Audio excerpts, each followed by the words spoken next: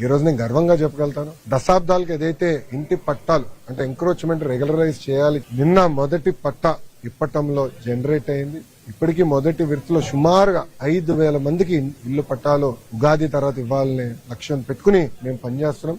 రెండో విడత ఉంటుంది, మూడో విడత ఉంటుంది. ఆనాడు ప్రజలు చెప్పాను, ప్రత్యేకంగా కాలువలు కానివ్వండి, అటవీ భూముల్లో ఉన్న ఇల్లు కొంచెం సమయం పడుతుంది రెగ్యులరైజ్ చేసేదానికి ఆనాడు చెప్పాను.